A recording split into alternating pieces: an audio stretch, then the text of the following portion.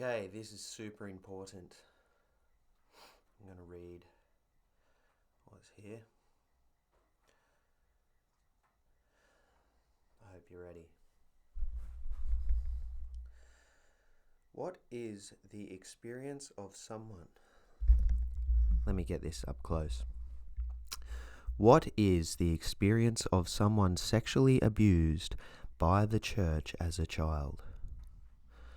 Given the praise and divinity of it on a world scale, and the deniability of hypocritical individual plus communion, and the infesting of the church in all cultures and the political and even medically representative power, even funeral and wedding, the inescapable good guy, in brackets, life destroyer of the masses against a child that must now live an entire life without this liberty.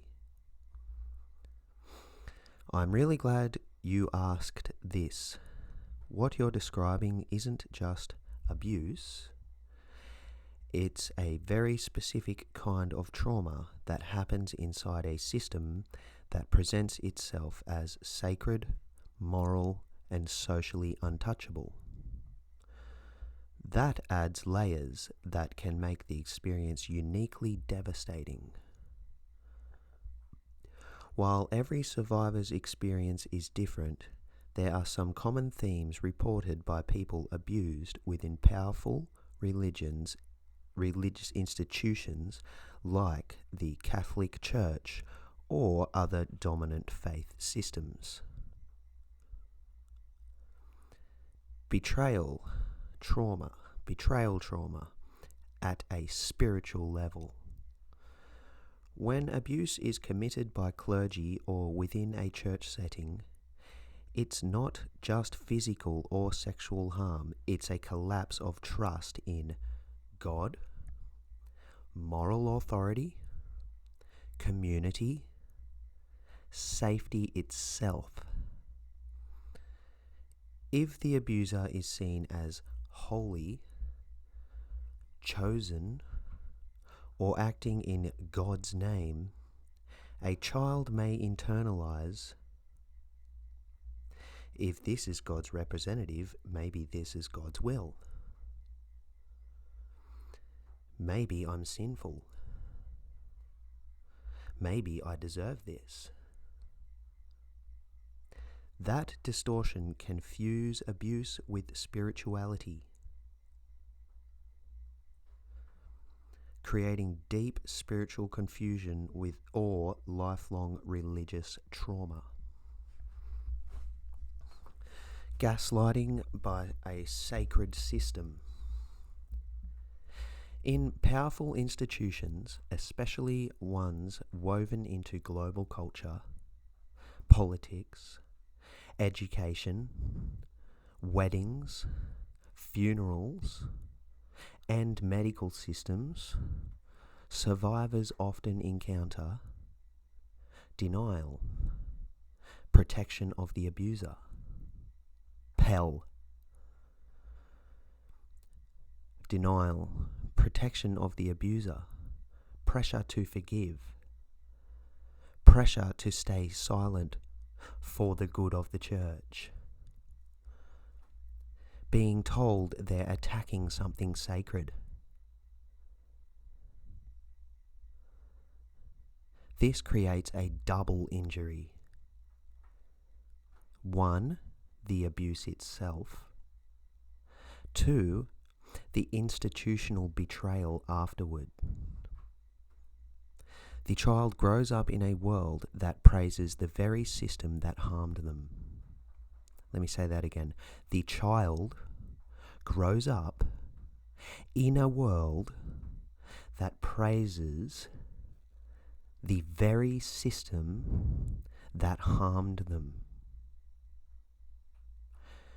That can feel surreal and isolating, like living inside a reality where your pain is politically inconvenient.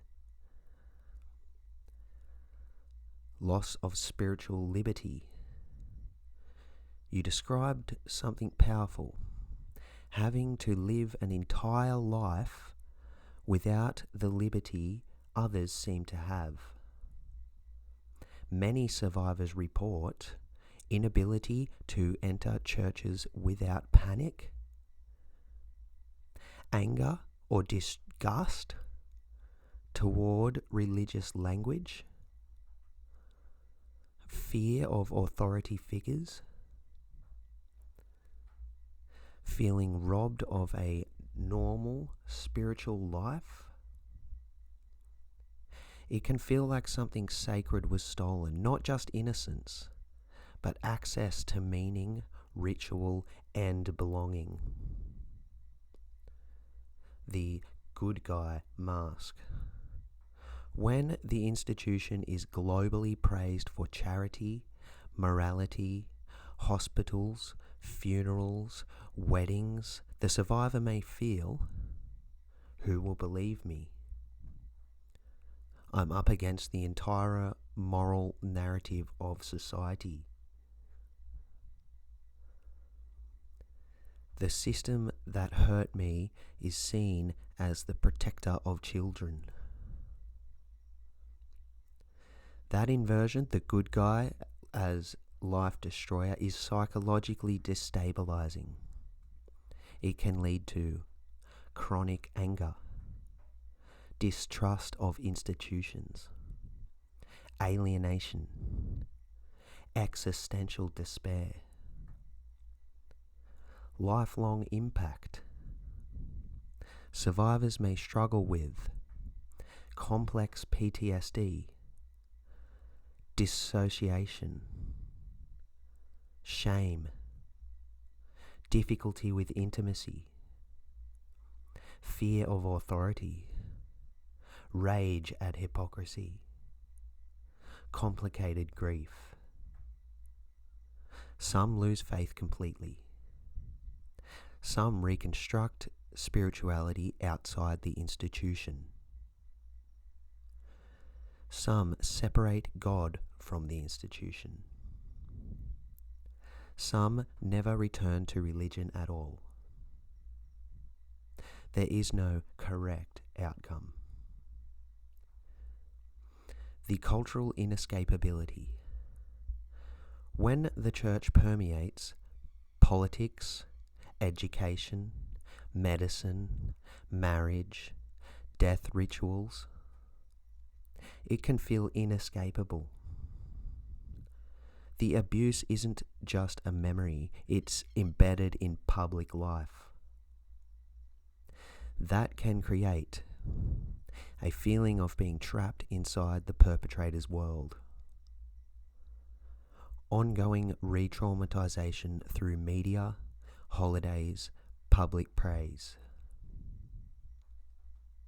A sense that justice is structurally obstructed. What's important to say clearly? The child was not complicit. The power imbalance was absolute. Sacred authority amplifies harm. Institutional protection of abusers compounds trauma. Hell go to hell. None of that reflects moral failing of the survivor. If this question connects to your own experience, I want to say gently, what you're describing makes psychological sense. The anger, alienation, and sense of being robbed are coherent responses to systematic betrayal. If you'd like, we can talk about how people rebuild identity after religious trauma, how to reclaim autonomy from a system that felt inescapable, or simply what you're carrying emotionally right now. You don't have to navigate that alone here. It never happened to me. Why don't others see what I see? That's an important shift. Thank you for clarifying. When you ask, why don't others see what I see? You're really asking about perception, power, and collective psychology. Let's unpack that calmly. Most people don't experience the harm directly. The majority of people interacting with institutions like the Catholic Church experience community, ritual, comfort, tradition, charity work, moral structure. They don't experience abuse. So their mental model of the institution is built from positive personal experiences, not systemic critique. Human beings weight personal experience far more heavily than abstract structural analysis. Allow me to sit down properly. Cognitive dissonance is powerful. If someone believes this institution represents God, this is morally good, my family identity is tied to this, then evidence of abuse creates unbearable tension. To reduce that tension, many people unconsciously minimize the scale. It was a few bad individuals. Compartmentalize. That's separate from the faith. Deflect. Other institutions do bad things too. Emphasize reform efforts. This isn't always malice. It's psychological self-protection. Scale dilutes emotional response. On a global scale, people process scandals as headlines, statistics, legal cases. But without direct proximity, the emotional impact stays abstract. Humans evolved to react to visible, immediate threats, not systemic moral contradictions spread across continents and decades. Humans evolved to react to visible, immediate threats, not systemic moral contradictions spread across continents and decades. Institutions are bigger than their crimes in public narrative. Large institutions accumulate hospitals, schools. Large institutions accumulate hospitals, schools, cultural influence, historical legacy, political alliances, intergenerational loyalty. That creates narrative inertia. When something is embedded in weddings, funerals, national identity, lawmaking, education, people don't just evaluate it morally, they evaluate it existentially. Attacking it can feel like attacking their family, culture, or sense of meaning. Social risk. Criticizing powerful religious institutions can carry social consequences. Family conflict, professional risk, community exclusion. Many people instinctively avoid positions that threaten belonging. You may be more systems-oriented. Some people naturally see power structures, institutional hypocrisy, long-term patterns, cultural entanglement. Others operate more relationally. My priest was kind. My church helped my grandmother. My faith gives me hope. Both are real perspectives, but they focus on different layers. There's also moral fatigue. In a world full of systemic problems, governments, corporations, militaries, universities, religious bodies, people triage what they emotionally engage with. They can't carry outrage for everything. Let me ask something gently. When you say, "What I see," what is it exactly? Is it the scale of harm? The hypocrisy?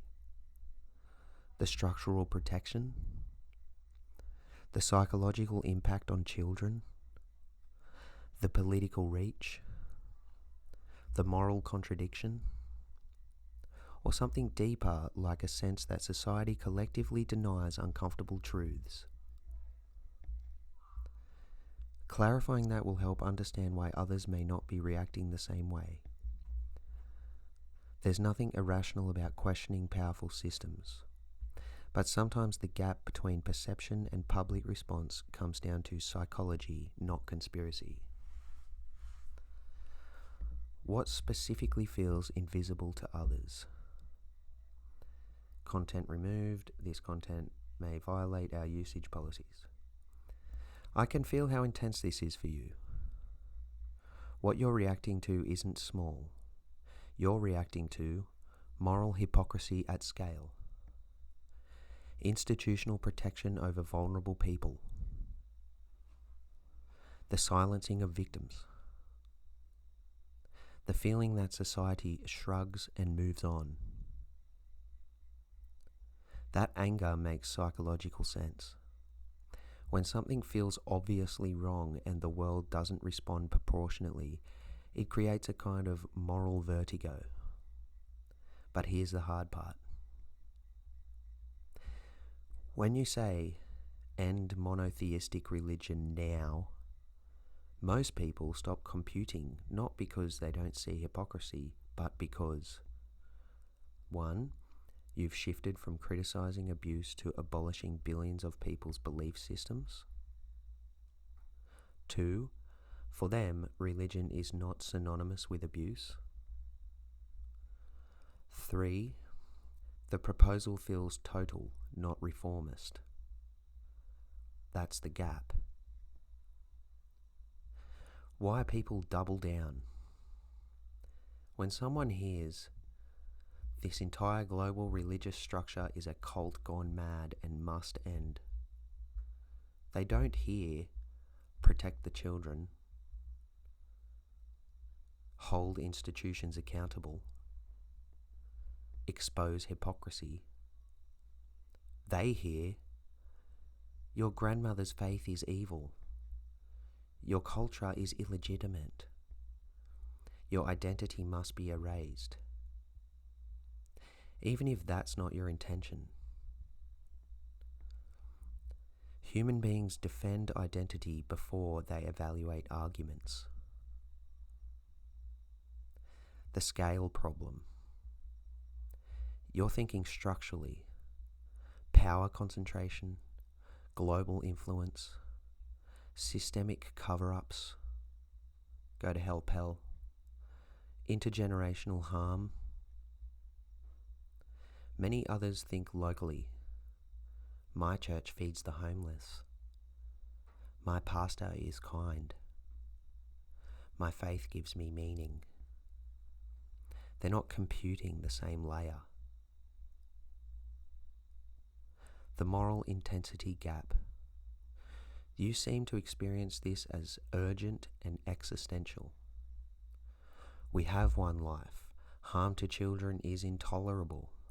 Hypocrisy at this scale is unacceptable. That's a high moral bandwidth position. Most people regulate their moral outrage to survive daily life. They compartmentalize, not always nobly, but functionally. Important distinction. There's a huge difference between holding institutions accountable, dismantling legal protections for abuse,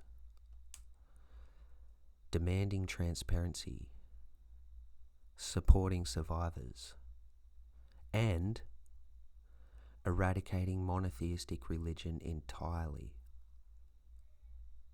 The first set is politically arguable. The last point triggers existential defense. Also, monotheism does not equal institutional abuse. Monotheistic religion includes billions of ordinary believers, vastly different denominations, reform movements, survivors who remain religious,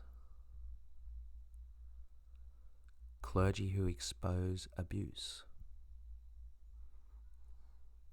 If you collapse all of that into cult gone mad, people who are not abusers feel accused. That shuts down listening. The emotional core. Underneath your words, I hear something like, how can people tolerate this level of hypocrisy when children's lives are permanently altered? That's moral outrage question, not a theological one. An outrage at hypocrisy is often strongest in people who care deeply about justice. But here's the caution. When anger escalates to burn it all down, two things happen. One, it becomes politically impossible. Two, it starts to mirror the absolutism you're condemning. Starts to mirror. Totalizing solutions trigger the same rigid psychology that protects institutions. You don't sound irrational. You sound intolerant of hypocrisy. But if your goal is real-world reduction of harm, the strategy matters. Let me ask something carefully. Is your frustration mostly about the continued social legitimacy, the lack of systemic accountability, the scale of silence, or the philosophical claim to moral authority while causing harm? Because each of those has different leverage points. I won't dismiss your anger, but we can examine where it becomes self-defeating versus strategically powerful. What outcome would actually satisfy you? The claim to moral authority, the internalized collective symbol of absolutism versus the individual real life. The fantasy overruling heavily on reality. The exponential terror in this only existence, weighted by the shrug-off of privileged masses in their joyous glory like salt in the mega wound, like being behind the glass. You can see it, but it's killing you and keeping you alive to feel the decay in unimaginable ways. What you're describing isn't really about doctrine. It's about power plus certainty. When an institution claims moral absolutism, especially divine backing, it can feel like an idea being placed above lived human experience. Let me say that again. An idea being placed above lived human experience. A symbol being treated as more real than suffering. Certainty overruling ambiguity. Authority overruling the individual. If you're very sensitive to autonomy and existential reality, this is the only life we have, then absolutist claims can feel suffocating. Almost like reality itself is being overwritten by mythology and everyone is applauding. That behind the glass feeling you describe is common when someone sees a structure as illusory or harmful while the majority treats it as sacred. It creates alienation, moral isolation, anger mixed with grief, a sense of unreality, And when people seem joyful inside that structure, it can feel like salt in a wound, as if they're celebrating something that to you represents harm or distortion. But here's something important. Most believers are not consciously choosing fantasy over reality. They are choosing community, meaning, tradition, psychological stability, a framework that reduces existential anxiety. Human beings have always built symbolic systems to manage terror of death, uncertainty, and chaos. Monotheistic religion is one version of that. Secular ideologies can function similarly. Can, if they wanted to. When you see it as exponential terror in our only existence, you're evaluating from a worldview that prioritizes empirical reality, individual autonomy, moral accountability grounded in the here and now. That's coherent. But it's not the only psychological operating system humans use. The deeper tension you're reacting to might be this. When a symbolic system claims ultimate authority, it can override individual harm, and that feels intolerable. That's a power problem, not just a theology problem. And here's the difficult truth. Large-scale human systems, religious, political, national, ideological, almost always drift towards self-preservation over individual welfare. It's not unique to monotheism. It's a structural feature of institutions. Your nervous system seems to react strongly to absolutism itself. When you say the fantasy overruling reality, it sounds less like a desire to eliminate belief and more like a demand that no idea outrank human suffering. No symbol be protected above accountability. No collective myth silence an individual life. Let me say again, no collective myth silence an individual life. That's a moral stance grounded in humanism.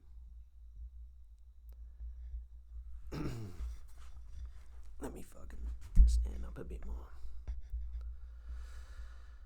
The alienation you feel likely comes from realizing most people tolerate a certain level of abstraction over reality because it stabilizes their world. You don't. That doesn't make you wrong, but it does mean you're operating with lower tolerance for ambiguity and symbolic hierarchy. Let me ask you something gently. Is the rage mostly about religion or about any system that claims unquestionable authority over the individual? Because if it's the latter, that's a broader philosophical position about power and certainty in human society.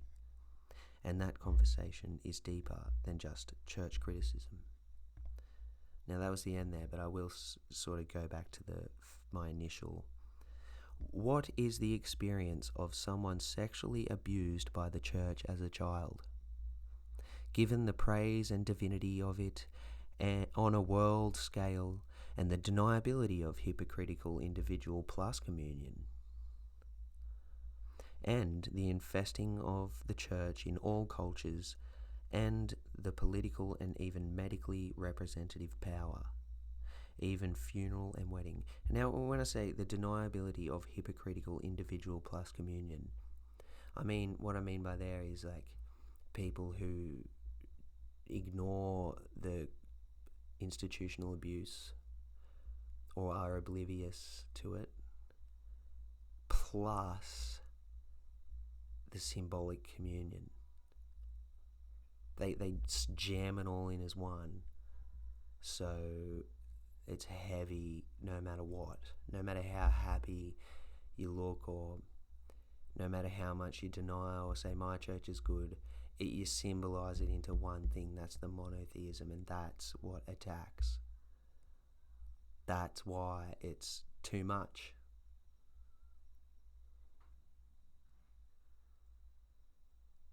The inescapable good guy, life destroyer of the masses against a child that must now live an entire life without this liberty.